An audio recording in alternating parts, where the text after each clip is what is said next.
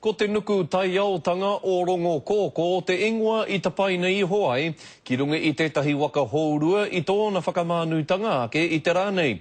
He rā whakahirahira tēnei mo te rohe o te whanganui ātara.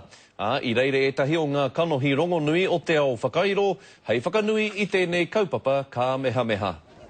Ko nei a te nuku taiaotanga o Rongo Kōkō, te waka haurua tuatahi kua hangaia I roto I te rohe o te whanganui ātara. He has really been building since he was about 12 years of age. So we've seen all sorts of constructions, but this is absolutely beautiful and I'm so proud of him. He mea hanga he mea whakairo te waka e tākuta tā Kirirangi Smith. Aha koa ngā hua o tana mahi I huraina I te rangi nei, he iti noa ana kōrero. Ko ngā tikanga o aku mātua kau e whakahihi ki tō mahi. Ka riro kē mā ētahi atu ia e whakamihi. Ko ia kē te tino, tētahi o ngā tohunga tino nui mō tēnei mahi rangatira te whakairo.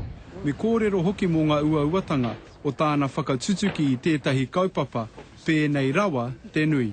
Ko te uatanga I ngā wā katoa, ko te pute, te kore muni. Ko tā Kirirangi te kai whakairo matua o te pā Māori a te heru ārangi.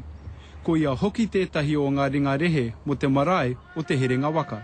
Waihoki, ka tūkuna ma te mātanga tārai waka nei, te waka me tōna kai whakairo e whakarangatira. E hari ake nau ko te waka nei muhe nau ka ni te roa o tā Kirirangi e mahi ana I runga I te waka nei I nāne ko ti ka mutu tino ātāhua tana mai. Ka here a te waka ki te aka o Pōneke. Te gardener, te karere.